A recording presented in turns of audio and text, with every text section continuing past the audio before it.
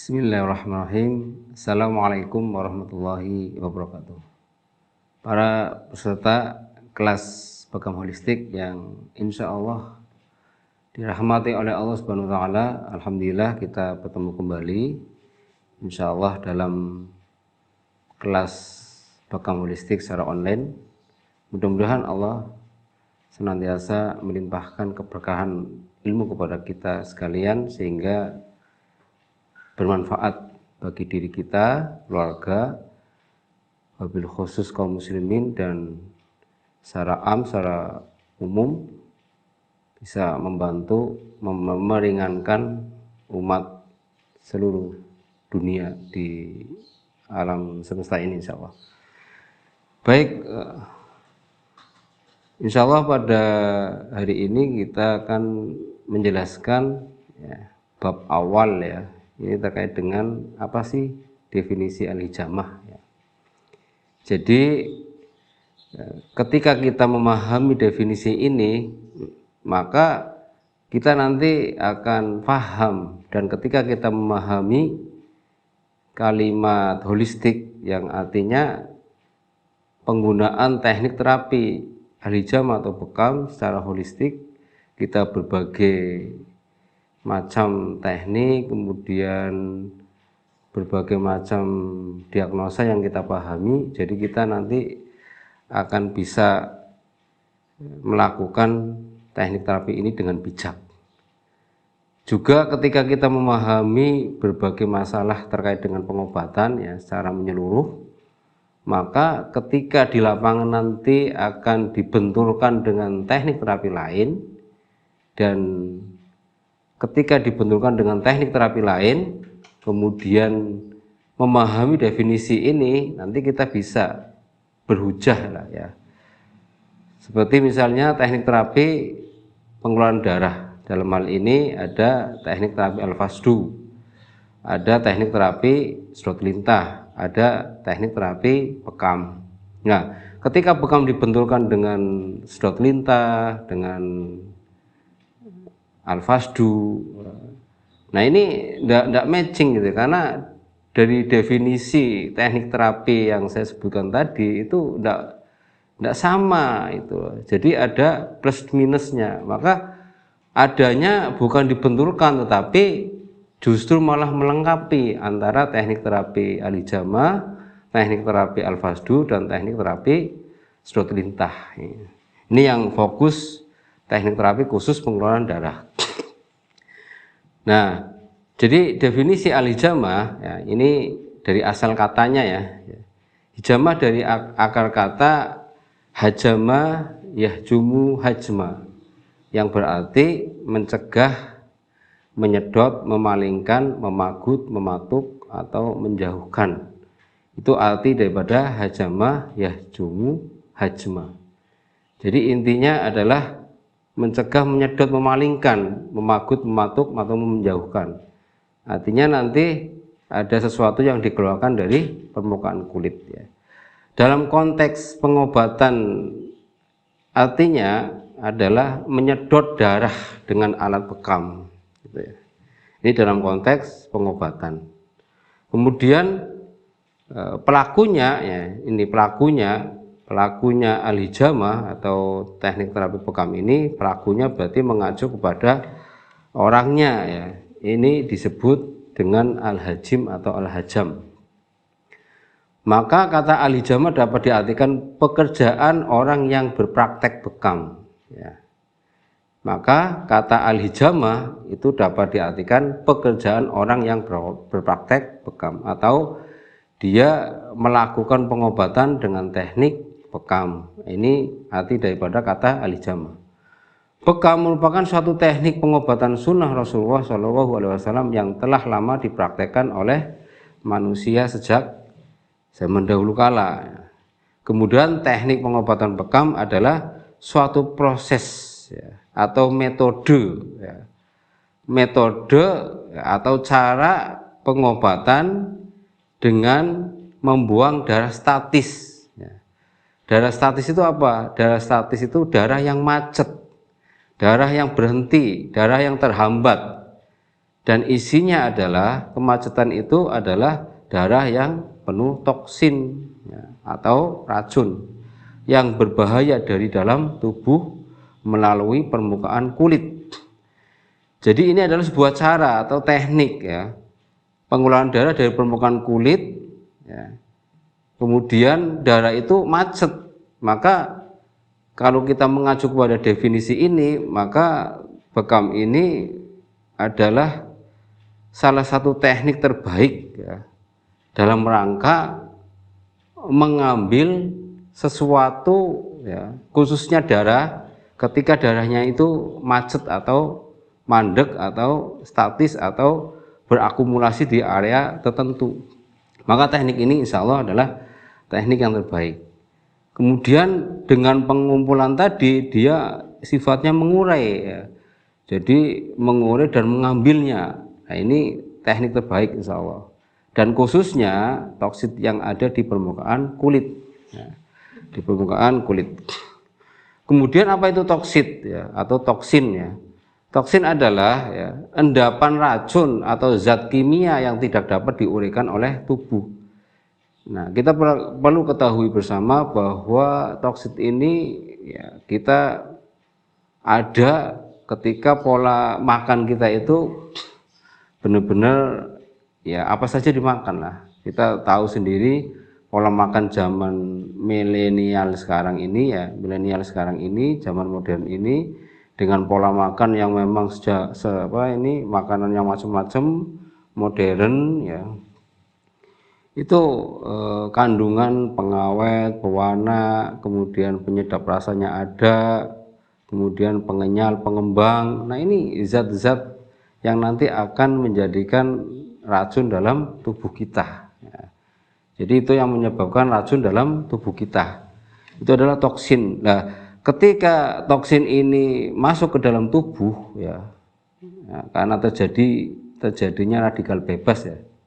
Dari makan yang kita makan sudah terkontaminasi dengan radikal bebas, artinya toksin-toksin yang tadi dari sumbernya yaitu dari kimia sintetis dan seterusnya.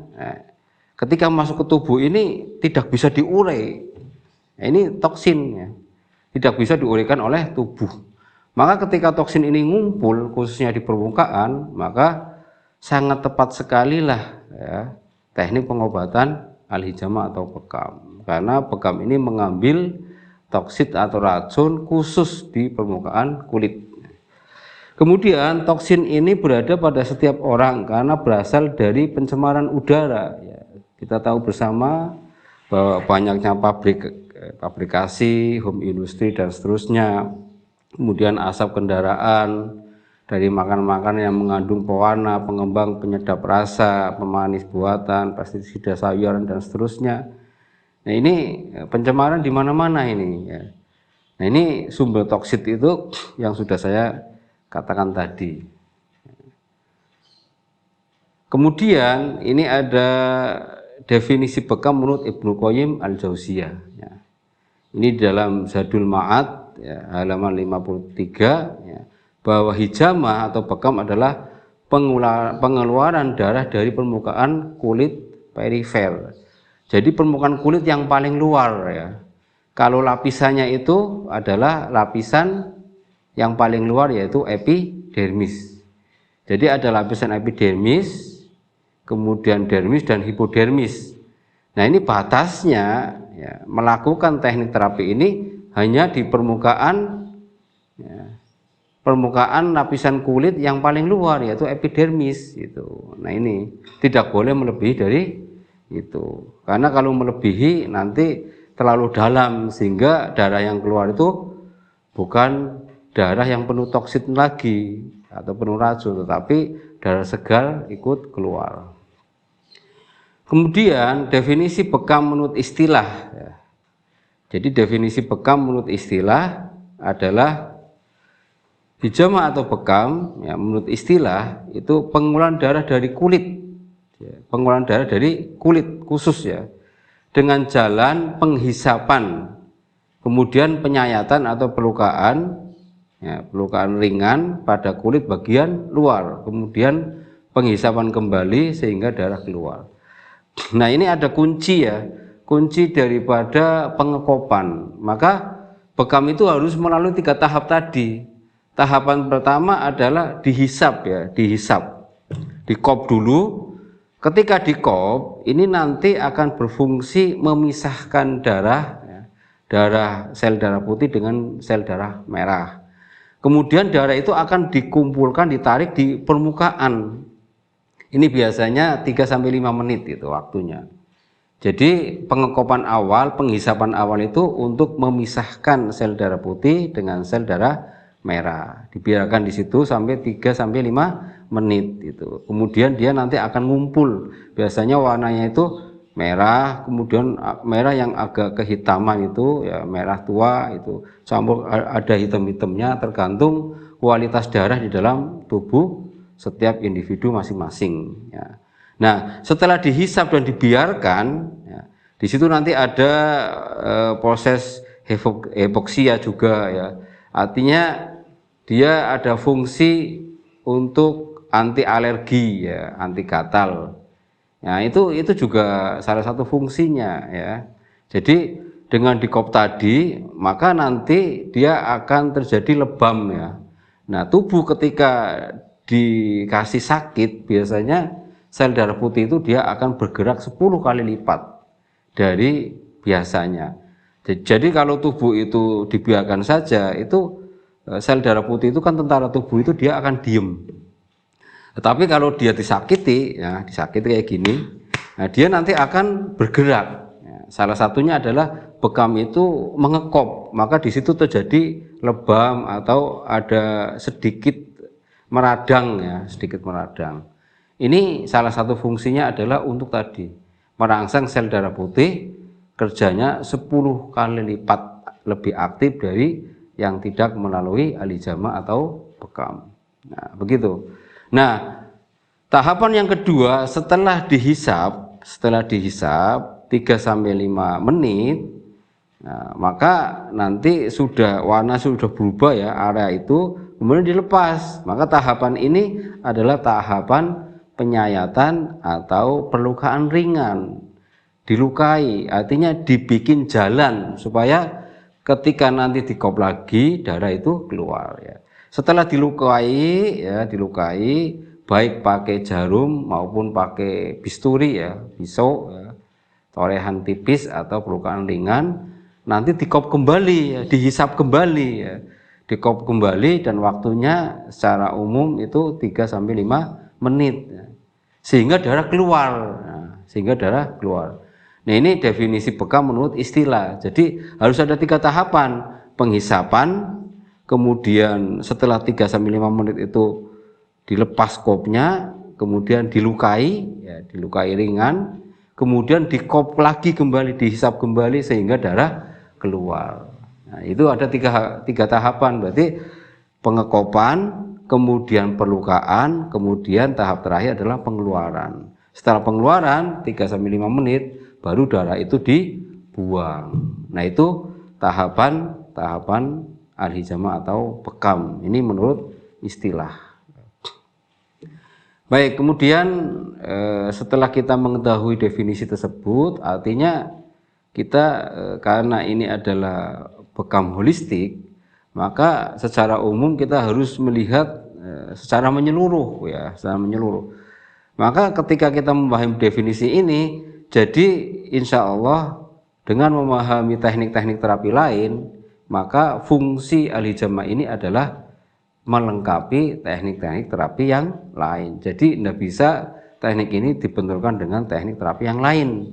Contoh misalnya pijat, maka kita harus paham betul bagaimana proses pijat dan fungsinya apa. Kemudian yang dipijat itu yang disentuh area apa, ya tujuannya apa. Nah, ini kalau dibenturkan dengan bekam tidak bisa. Akupunktur itu dengan tusukan jarum. Masa akupunktur itu dibenturkan dengan bekam? Tidak bisa. Atau pengobatan ruqyah atau pengobatan yang lainnya ya, ramuan misalnya. Ini ramuan kan berarti ada sesuatu yang dimasuki, pola makan, minum dan seterusnya ya. Jadi ini adalah sebuah teknik untuk melengkapi teknik-teknik yang lain. Nah, itu insya Allah itu definisi daripada ahli jama. Mudah-mudahan peserta kelas bekam holistik yang dirahmati oleh Allah memahami ya, definisi bekam yang sungguhnya, sehingga ketika terjun di lapangan kemudian ada yang membentur-benturkan teknik terapi bekam dengan yang lainnya, kita punya pemahaman yang untuk bisa berhujah, alat untuk bisa berhujah supaya netral, dan tentunya ini memberikan masukan kepada seseorang atau terapis yang membenturkan antara terapi bekam dengan terapi yang lainnya. Demikian yang bisa disampaikan. Assalamualaikum warahmatullahi wabarakatuh.